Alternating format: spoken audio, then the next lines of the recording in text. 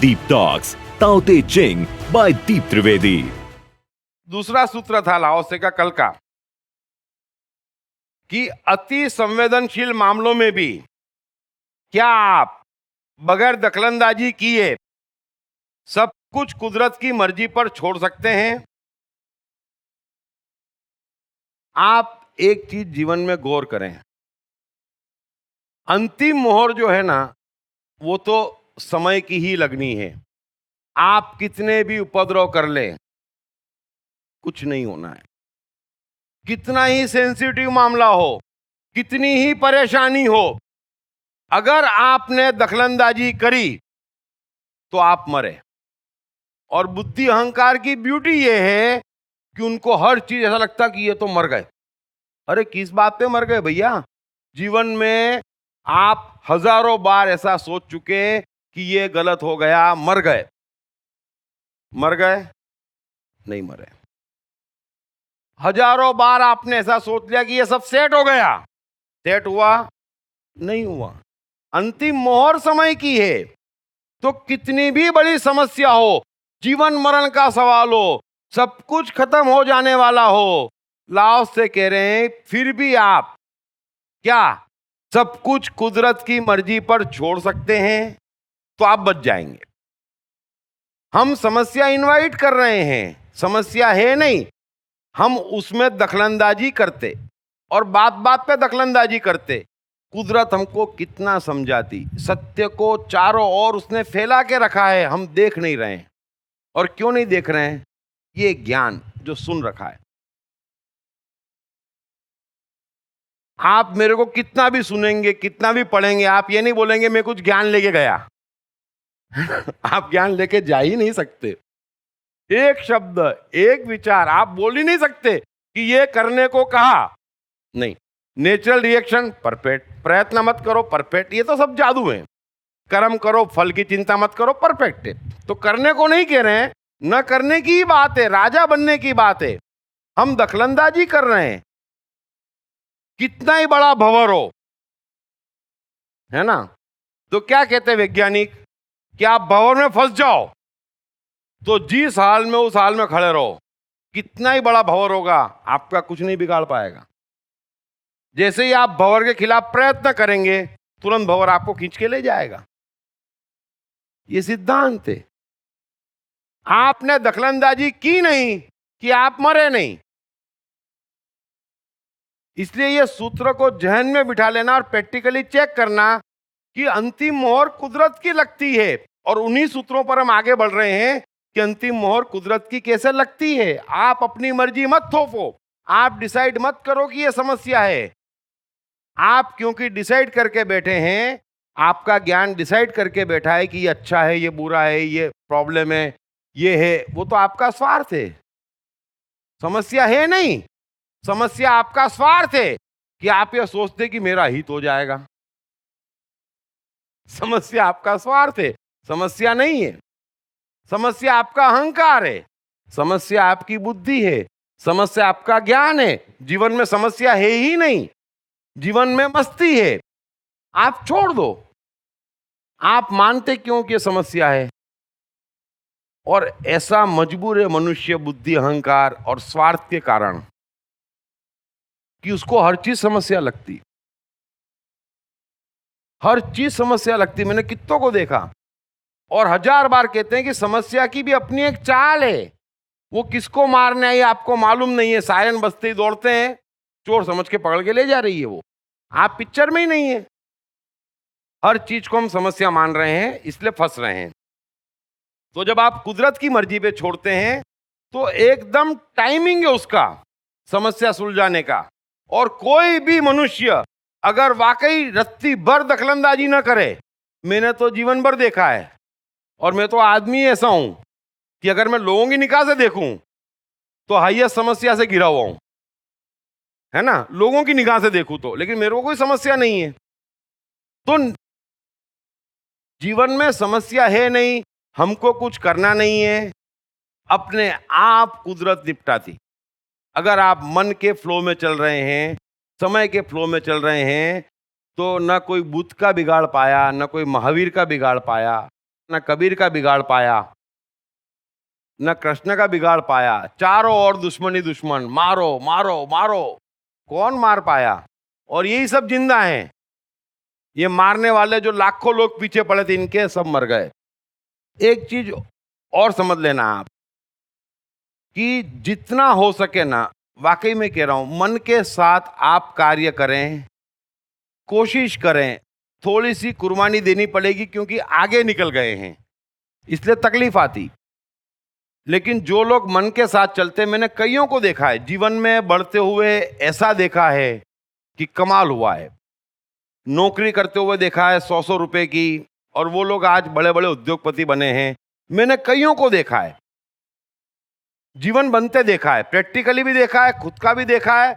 और ये संसार का नियम है कि जिसने मन का साथ दिया ना, मन ने उसका ऐसा साथ दिया है, इतनी शक्तियों से भरा है कि वो साल भर का काम एक दिन में निपटा लेता है। एक दिन ऐसा आता है, एक दिन ऐसा आता है। आप ऑफिस में भी ध्यान रखना, प्रॉब्लम क्या है? बुद्धि अहंकार स्वार्थ कहती यार क्या है, अपने को तनख्वाह लेना, अपने क्या टेंशन है ना,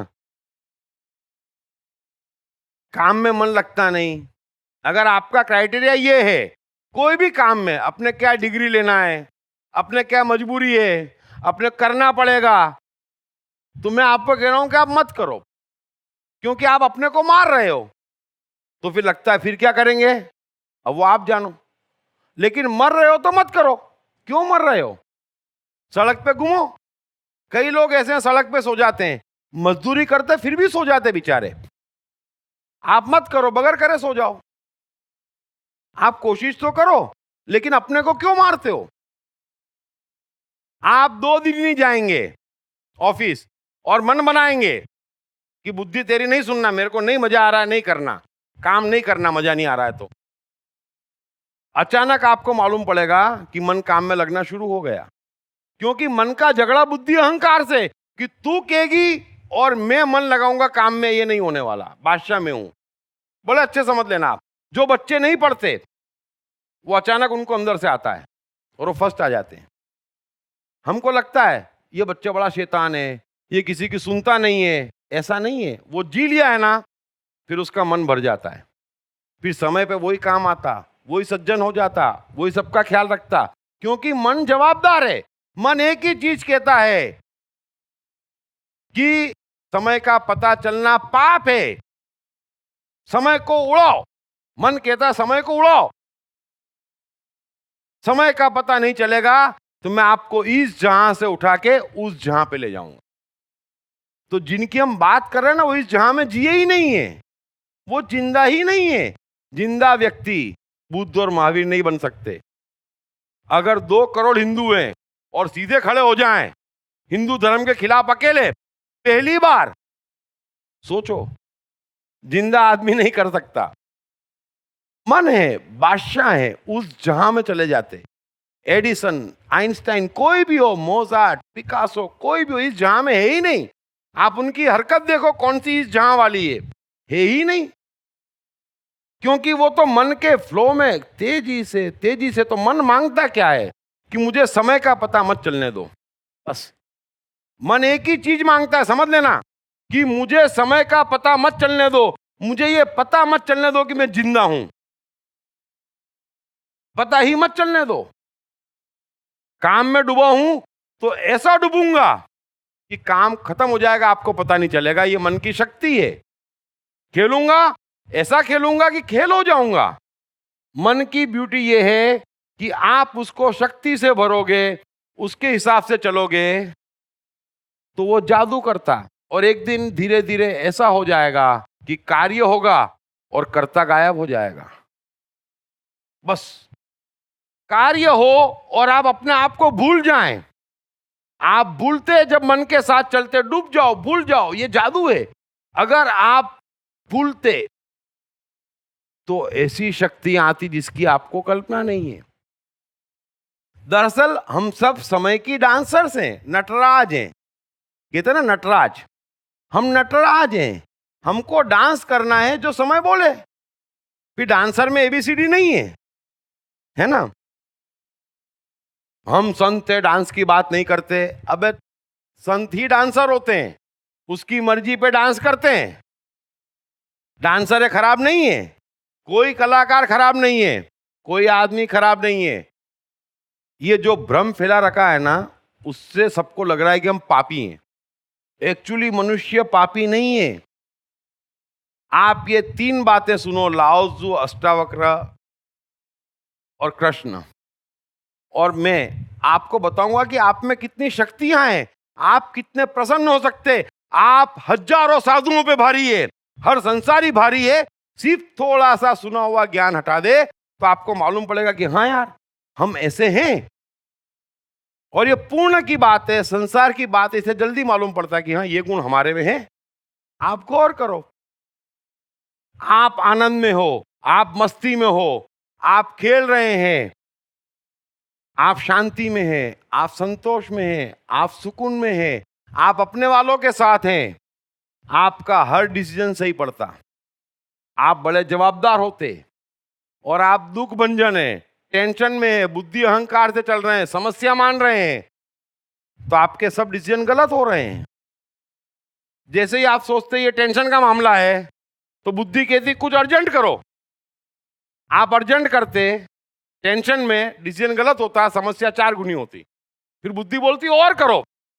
अरे भाई लाओ से करे दखलंदाजी मत करो, वो समस्या है ही नहीं, आपका स्वार्थ है कि मेरा कुछ बिगड़ ना जाए। बुद्ध को, महावीर को, क्राइस्ट को, कृष्ण को स्वार्थ नहीं है। जब स्वार्थ नहीं है तो समस्या ही नहीं है। आप क्यों टेंशन पाल रहे हो? क्या कर लोगे आप 80 साल में? क्या आपका उजड़ जाएगा 80 साल में? मैं कितनी बार कहता हूं, धर्म बड़ा सीधा और साफ है, इसमें ABCD नहीं है। हमको डांसर बनना है, हमको संत महात्मा नहीं बनना है, क्योंकि बहुत बदनाम हो गए वो। हमको धर्म की बात ही नहीं करना, हमको साइकोलॉजी ही बात करनी। ये तो शब्द ऐसे हो गए ना, डर लगता है मेरे को बोलने में। तो हमको सीधा सामान्य जीवन जीना है, हमको नटराज बनना है, हमको मस्ती में रहना है, बुद्धि अहंकार की नहीं सुनना है। बड़ा सिंपल मजेदार जीवन है, मन से चलो, मन को कोई भेद नहीं है। आप बच्चों को देखो, मन से जीते, वो कभी मानते क्यों रे ये हमारे पापा के दोस्त का लड़का है और ये ड्राइवर का लड़का है? मन नहीं पहचानता। मन तो ये जानता कौन खेलने में मजा देगा, है ना। आप चिल्लाते इसके साथ खेलता, वो तो खेलता। तो ये ज्ञान क्यों ले आए आप कि ये बड़ा है, ये छोटा है? लाओ से का एक सूत्र याद करो, एक एक सूत्र दिमाग में बिठाने लाया गया कि अच्छा आदमी बुरे आदमी के शिक्षक के सिवा क्या है? और क्या है? बस कुछ भी नहीं है इससे ऊपर। बुद्ध, महावीर, क्राइस्ट, कृष्ण शिक्षक हैं किसके? बुरे आदमी के। अब ये बुरे हट जाएंगे तो शिक्षक भी हट जाएंगे, क्यों टेंशन पालते हो आप? इससे ऊपर का कुछ खेल नहीं है। आप क्यों ज्ञान सुन सुन के भेद ले आते और फिर भेद लाते फंस जाते? तो अभी चोर कौन है? जिसने पुलिस को काम पे लगाया है। अब आप कहते हैं चोर हटाओ, तो पुलिस बीच में आएगी, फिर हम क्या करेंगे? हमारी भी नौकरी का सवाल है। तो आप ज्यादा टेंशन मत पालो, आप ज्यादा ज्ञान मत पालो। संसार बड़ा सीधा और साफ है, आप मस्ती में जियो। एक ही कर्तव्य है, और कुछ बड़ा करो, और बड़ा तब होगा जब आपके मन में ऊर्जा होगी। जो मस्ती में जिए, जो मन मुताबिक जिए, जो जीवन के फ्लो में बहे, उन्होंने ही अचीवमेंट पाया है। Deep Trivedi mobile app available on Google Play Store, Android Smart TV and deeptrivediapp.com. खत्म हुआ इंतजार। बेस्ट सेलिंग लेखक दीप त्रिवेदी की बेस्ट सेलिंग किताब मैं कृष्ण हूं के भाग 1, भाग 2 और भाग 3 के बाद अब तैयार हो जाइए द्वारकाधीश कृष्ण के आगे के जीवन की पूरी कहानी जानने के लिए। पढ़िए मैं कृष्ण हूं भाग 4, मेरे राजनीतिक उत्थान की दास्तान, और जानिए कैसे कृष्ण आर्यावर्त की राजनीति का प्रमुख केंद्र बनकर उभरे। द्रौपदी स्वयंवर सफलतापूर्वक निपटाने हेतु कृष्ण को किन किन चुनौतियों का सामना करना पड़ा। पढ़िए मैं कृष्ण हूं भाग 5, मेरे और द्वारका के संघर्षशील दिनों की दास्तान, और जानिए कृष्ण को अपनी ही बहन सुभद्रा का अर्जुन द्वारा क्यों अपहरण करवाना पड़ा? क्या भरी सभा में हुए द्रौपदी चीरहरण के दौरान कृष्ण ने द्रौपदी को अनगिनत साड़ियां दी थी? पढ़िए मैं कृष्ण हूँ भाग 6, मेरे जीवन के अंतिम दिन, और जानिए कृष्ण ने महाभारत युद्ध के दौरान पांडवों का ही साथ क्यों दिया था? क्यों कृष्ण की ही प्यारी द्वारका में अधिकांश यादव आपस में लड़कर खत्म हो गए? मैं कृष्ण हूं का चौथा, पांचवा और अंतिम छठा भाग हिंदी और गुजराती में सिर्फ atmanestore.com पर उपलब्ध है। Deep Talks Tao Te Ching by Deep Trivedi। अगला सूत्र बड़े ध्यान से समझ लेना। सच्चा ज्ञान तभी मिलता है जब घटनाओं को अपने रास्ते जाने देते हो, उसके बीच में आने से कुछ नहीं मिलता है ना। ये भी बड़ा सिंपल है। आप आज के बाद देखना कि कोई समस्या आई तो आप गौर करना कि लाओ से के इन सारे सिद्धांतों में से कोई एक सिद्धांत आपने तोड़ा है। अब घटनाएं घट रही है, मैंने कल भी समझाया था, बरोबर है। अब कोई टेंशन में है, कोई कष्ट में है, कोई परेशान है, किसी का सर दर्द हुआ है ना, तो आप क्या करते? लाड़ने जाते। अब घटना तो घट रही है, मुंह क्यों उतरा हुआ है? तो अपना काम करना। संकट बुला लिया आपने, अरे भाई उसको कुछ काम होगा आपसे तो वो बोलेगा कि भाई मैं तकलीफ में हूं, आप थोड़ा ये करो, बराबर है। वो बोलेगा और आप जाओ, ओके। आप जबरन घुस जाते। मैं कितनी बार कहता हूं आप जबरन मत घुसो। अरे भाई वो भी इंसान है और आप तो अच्छे आदमी हो, वो आपके पास आएगा मदद मांगने को, उसको कुछ जरूरत होगी तो, लेकिन आप चले जाते। और कोशिश करना, देखना जीवन में कि आप कभी गुस्से में हैं, किसी ने आपको परेशान किया, आपको क्रोध है, तो आप क्या करते? आप इंतजार करते। जिस पे गुस्सा है उस पे नहीं निकाल पाए, वो तो चला गया, या पावरफुल है तो आप बैठे इंतजार करते कौन आए, पकड़ो उसको। उसकी गलती नहीं है बेचारे की, लेकिन जो आता वो मर जाता। तो आप बीच में मत आओ। जो बहुत शौकीन लोग हैं बीच में आने के, उन दो चार पे निकाल लेने दो। शाम तक वो आपके पास आएगा, यार तेरे अलावा कोई अच्छा नहीं है, बस वो आपका समय उससे मिलने का। पहले क्यों मिलते हो आप? बड़े ध्यान से समझना, छोटी छोटी बातें हैं, हम समस्या इनवाइट कर रहे हैं, क्योंकि दखलंदाजी यानी अहिंसा ये हमारा स्वभाव होना चाहिए।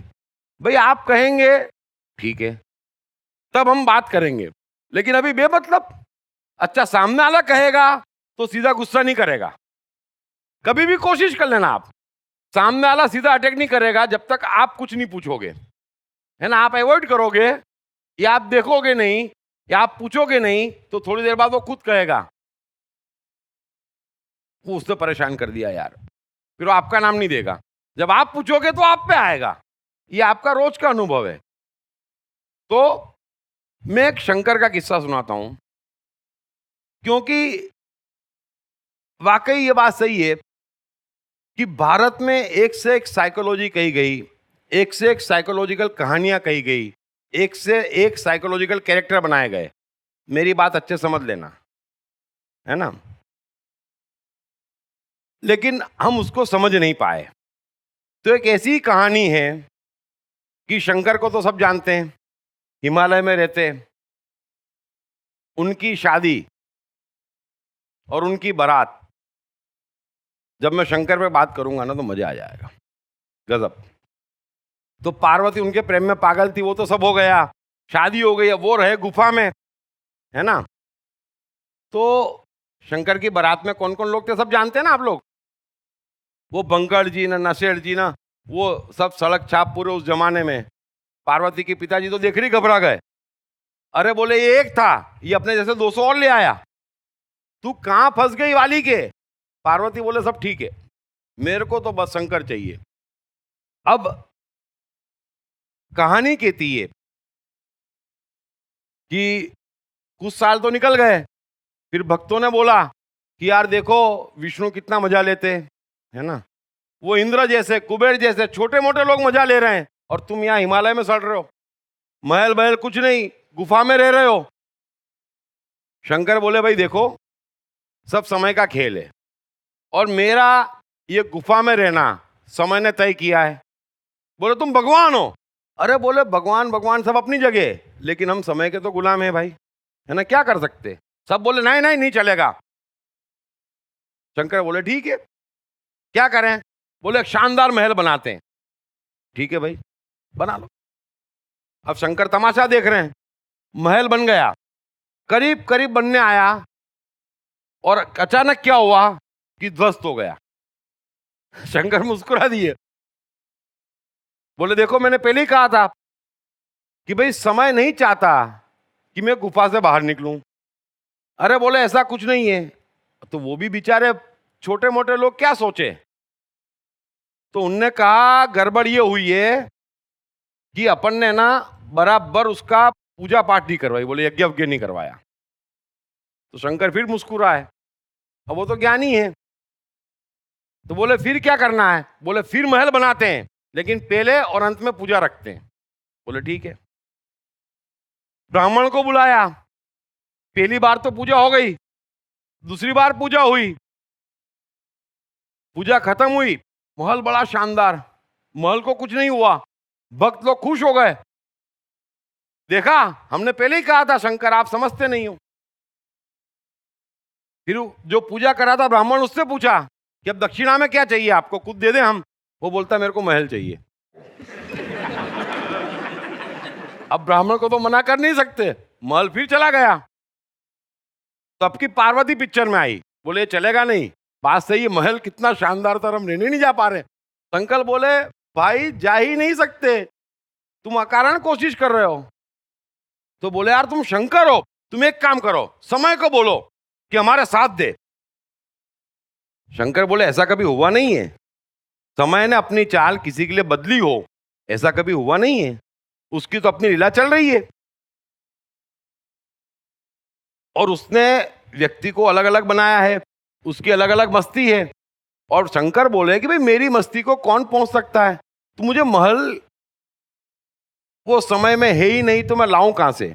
अरे बोले नहीं नहीं तुम समय के पास जाओ। तो शंकर बोलते ठीक है, एक काम करो, तुम पहले महल बना लो, है ना, जब महल बन जाए उसी दिन मैं समय के पास जाऊंगा और उससे पूछूंगा कि भाई तू बदल जा और मुझे महल में रहने जाने दे। और समय मना करेगा तो मैं तांडव करूंगा और तुम तांडव देख के मेरा महल जला देना, क्योंकि मैं नहीं चाहता कि अब की महल को हमारे अलावा कोई ध्वस्त करे। ये तो इज्जत के कचरे हो रहे हैं बोले तुम्हारे चक्कर में, कभी गिर जा रहा है, कभी ब्राह्मण ले जा रहा है, तो अब की हम खुद महल को जलाएंगे। तय हो गया कि भाई समय नहीं मानेगा तो शंकर तांडव करेंगे। महल बन गया, शंकर गए समय के पास, तो समय बोले यार तुम्हारी हिम्मत की दाद देता हूं, तुम समय बदलना चाहते हो, चलो शंकर तुम्हारे लिए मंजूर, लेकिन एक शर्त। बोले क्या। बोले तुम तांडव दिखाओ।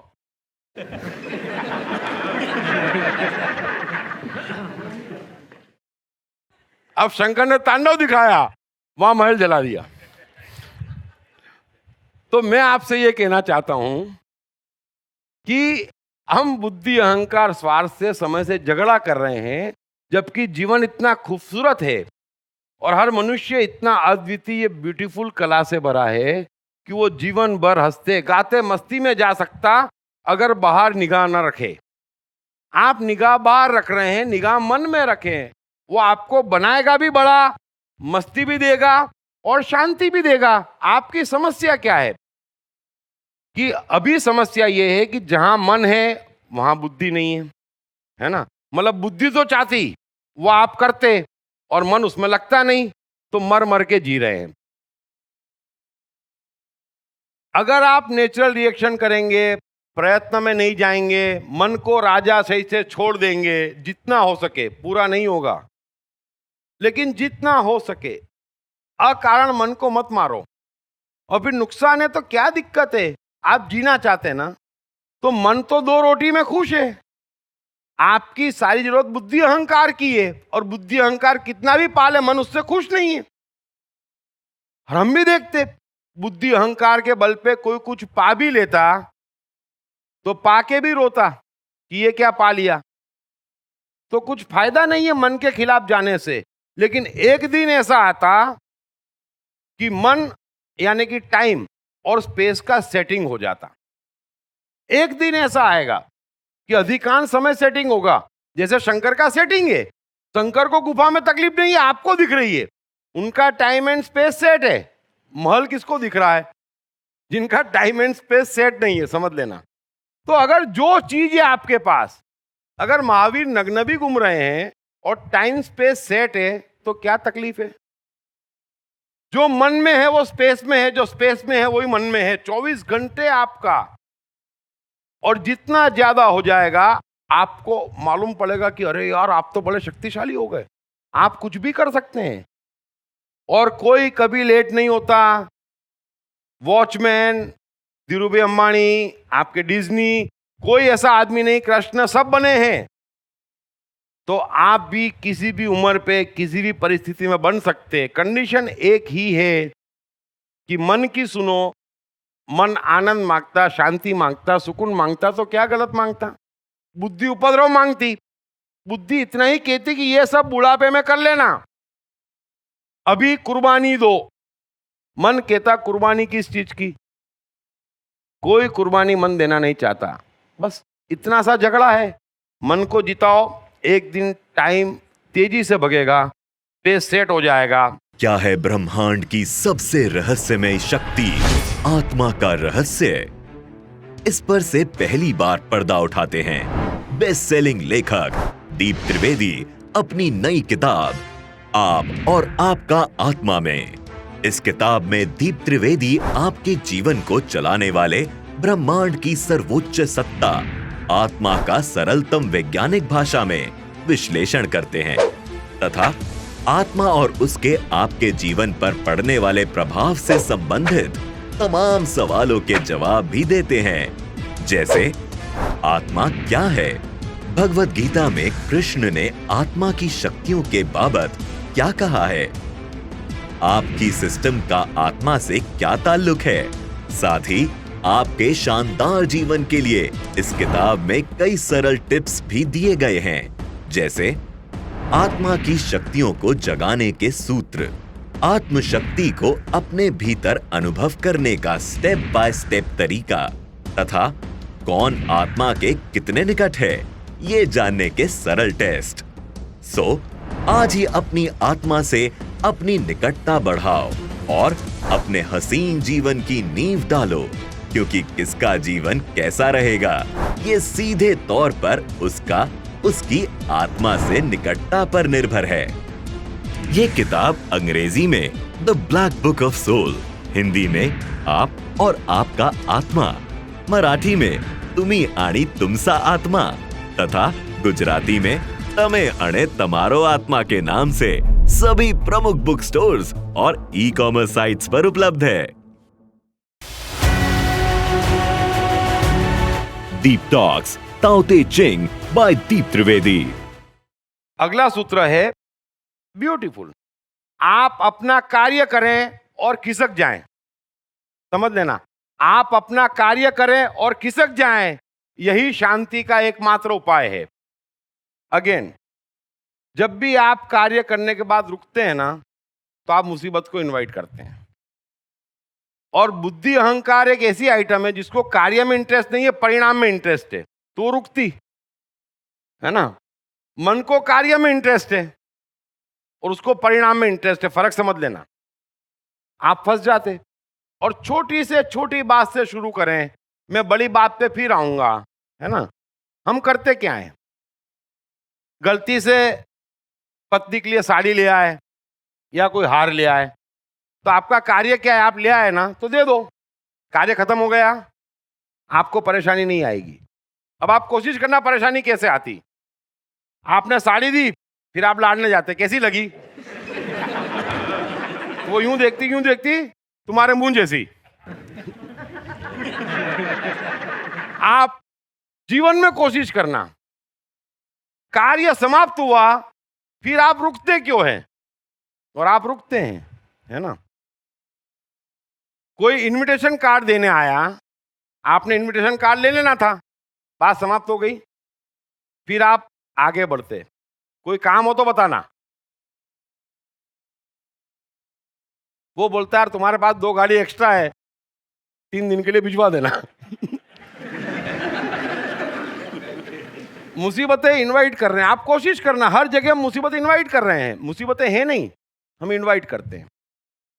आप बड़े से बड़ी बिजनेस मीटिंग में जाएं, अगर मीटिंग खत्म हुई, बात कंक्लूड हुई, आप चले गए तो कोई परेशानी नहीं। अगर खत्म होने के बाद आप रुके तो सामने वाले को 4 विचार नहीं आते। 3 प्रॉब्लम दूसरी आती। आपकी डील डन हो गई, एग्रीमेंट साइन हुआ, चल दो बस। आपका काम खत्म हुआ ना तो खिसक लो, खाओ और खिसक लो। कई लोग मैंने देखे फंस जाते, किसी का फंक्शन में जाते हैं, अब 3 रोज का फंक्शन है तो चौथे रोज निकल जाना चाहिए ना, तो निकलने के पहले पूछते कुछ हो तो बताना। वो बोलता 2 रोज रुक जाओ ना यार, वो रुक जाते। रुकते फिर सब चले जाते तो 5 रोज जिसका यहाँ फंक्शन था थोड़ा टेंशन में रहता। तो अपन पूछते क्या बात है? अरे यार एक्चुअली बताऊं, वो जो बजट था ना 5 लाख से बढ़ गया, कुछ कर सकते हो क्या? अरे भाई तुम फंक्शन अटेंड करने गए थे, भगो। कोई भी चीज में, आप ऑफिस में हैं, बॉस ने बोला रिपोर्ट दो, आप रिपोर्ट सबमिट कर दो, है ना? फिर हम सोचते बड़ा बढ़िया रिपोर्ट बनाई है, 2-3 दिन बाद पूछते पढ़ी क्या? बस आप गए काम से। अरे उसको आने दो, आप किसको? फिर सामने वाले को आपको अप्रोच करने दो। आपने पत्नी को साड़ी दी, उसको पसंद नहीं भी आई, तो पहली बात तो इतनी सुविधा इस जहां में कि सब जने बुद्धि अहंकार से जी रहे हैं, तो कोई मुंह पे तो बोलता नहीं पसंद नहीं आई। और होता ऐसा कि 1-2 दिन बाद किसी सहेली को दिखाती, वो बोलती व्हाट अ ब्यूटीफुल साड़ी, तो उसका ओपिनियन भी चेंज हो जाता, उनका टेस्ट बहुत अच्छा है। आप थोड़ा इंतजार करो। ये छोटी छोटी बातें हैं कि कर्म तो करो पर फल के लिए रुको मत। मन को कर्म में मजा है, बुद्धि को परिणाम में मजा है। आप ये समझते क्यों नहीं है? और वो परिणाम का कभी मजा नहीं आता, आने वाला ही नहीं है। बड़े बड़े कलाकार फंस जाते, इतनी गजब की कला होती, हम देखते ये रातों रात खत्म हो गए। क्यों? क्योंकि कलाकार का काम है अपनी कला दिखाई, उस दिखाने में ही आनंद है, और फिर खिसक लो। ये खिसकते नहीं है। अवार्ड मिलेगा कि नहीं, ये होगा कि नहीं, तो 2 बात होती, एक तो कुदरत कला ले लेता और फिर अवार्ड नहीं मिलने का दुख आता। आपको करना क्या है, मन चाहता क्या है, ये समझ लो आप अच्छे से। मन कार्य करके खिसक जाना चाहता है, क्योंकि उसको कार्य में मजा है, तुरंत अगले कार्य में डूब जाता है। मन फ्लो है, वो आप पे डिपेंड नहीं है, आपके सर्टिफिकेट पे डिपेंड नहीं है। मैंने तुमको साड़ी दी, मेरा काम खत्म हुआ, अब नहीं पसंद आई तो वापस दे दो। हम किसी और को दे देंगे भाई। तो बोलेगी क्या बात करते हो, और एक कोई और कौन है? तो साड़ी साइड में रह जाएगी, एक नया एंटरटेनमेंट सेक्शन शुरू। तो आप कार्य करने के बाद 1 सेकंड को मत रुको। हम हर जगह रुकते हैं, मंदिर जाते, हज में जाते, और ज्यादा रुक जाते कि अब कुछ आएगा, है ना? कुछ नहीं आ रहा है। ये छोटे से छोटी जगह पर और बड़े से बड़ी जगह पर मैं कहता हूं, मैंने कल भी कहा था कि मेरा जीवन इतना अच्छा इसलिए कटता ना कि मैं तो पूछता नहीं, लेकिन सामने वाला कोई पूछ ले तो उसको छोड़ता नहीं। कुछ काम हो तो बताना, मैं ढूंढता ही रहता हूं ऐसे पवित्र आदमियों को। तो अपना काम स्मूथ हो जाता है, कोई शर्म में मना नहीं करता, बेमन से करते हैं। मनुष्य अच्छा है, बुद्धि अहंकार वाले मरने में मास्टर हैं। मर के करें, बिना दिल के करें। तुम क्यों पूछते हो यार? और एक चीज और समझ लेना, ये बुद्धि अहंकार की बात है। जब आप मन में जाएंगे तो मन अपने आप में जवाबदार है।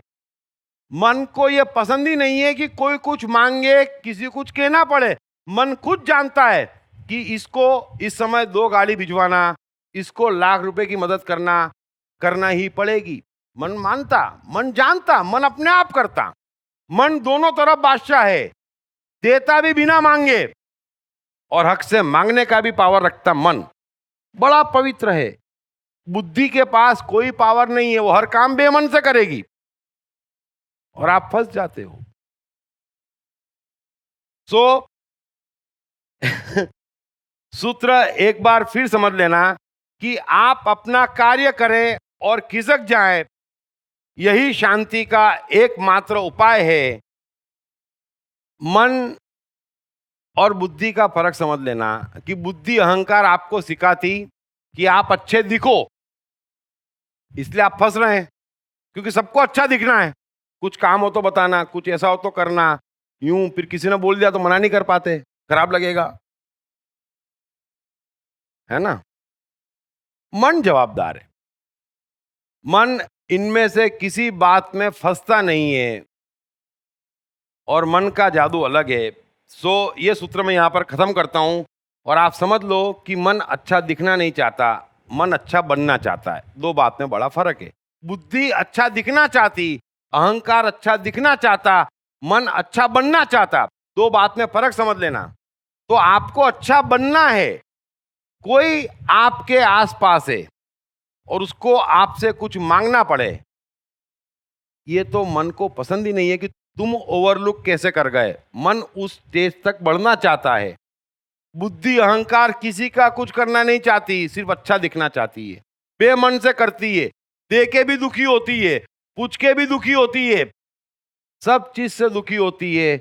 अच्छा दिखना नहीं है, मन में नहीं है, कोई बात नहीं, लेकिन जवाबदारी तब आएगी जब आप दखलंदाजी मत करो, अच्छे दिखने की कोशिश मत करो। जैसे हैं वैसे हैं, हमारे मन में जो है वो है। हाँ, लोग नहीं मदद करते तो क्या गुनाह हो गया, लेकिन जो है वो आप जिएंगे तो एक दिन आपका ज्ञान बढ़ेगा, शक्ति बढ़ेगी, कैपेसिटी बढ़ेगी, आप बांटने में आ जाएंगे। लेकिन नाटक करेंगे अच्छा दिखने का तो कभी अच्छे हो नहीं पाएंगे, ये तकलीफ है। और 3 स्टेज पे है। अभी मनुष्य अच्छा दिखना चाहता, फंस गया है। तो बेहतर है कि दूसरी स्टेज पकड़ ले, नेचुरल रिएक्शन में जिए। तो उसको और दूसरों को मालूम पड़ जाना चाहिए कि पूरी तरह से आदमी ठीक नहीं है। तो ठीक नहीं है तो मन से आ रहा है, कितना कचरा होगा, निकल जाएगा, आप भीतर पहुंच जाएंगे। अच्छा अच्छा अच्छा और अच्छा आना शुरू हो जाएगा। ये स्टेज है। नेचुरल रिएक्शन हमारा अपना पाप है, उसको निकल जाने दो, फिर कोई तकलीफ नहीं। बाकी अच्छे दिखने की बात से खराब बात कोई नहीं हो सकती। उसके बजाय ये है कि मैं जैसा हूं वैसा दिखूं। आप बहुत आगे पहुंच जाएंगे और बहुत जल्दी वो समय आएगा कि भीतर कचरा बचेगा ही नहीं। मन शुद्ध, पवित्र, शक्तियों से भरा, सुख, सफलता, आनंद, वैभव सब जीवन में आ जाएगा। ये 3 कचरे 2 स्टेप में हटा दो कि अच्छा दिखना नहीं, जैसे है वैसा दिखना, बस ये सबसे पवित्र बात है। तो अपना कार्य करें और खिसक जाएं। रुकने पे परेशानी है। मैं समय हूं। विश्व की अंतिम व निर्णायक सत्ता होने के बावजूद कोई नहीं जानता कि आखिर मैं हूं कौन। पूरा ब्रह्मांड ही नहीं बल्कि मनुष्यों के जीवन की हर ऊंच नीच भी मेरे ही नियंत्रण में है। जो मेरी चाल से ताल मिला लेगा, एक सुखी और सफल जीवन गुजारना उसका भाग्य हो जाएगा। अभी भी देर नहीं हुई है। मेरी चाल से ताल मिलाने के लिए पढ़िए बेस्ट सेलर्स मैं मन हूं, मैं कृष्ण हूं और 101 सदाबहार कहानियां के लेखक दीप त्रिवेदी की नई किताब मैं समय हूं। यह किताब हिंदी और गुजराती में सभी प्रमुख बुक स्टोर्स तथा ई-कॉमर्स साइट्स पर उपलब्ध है।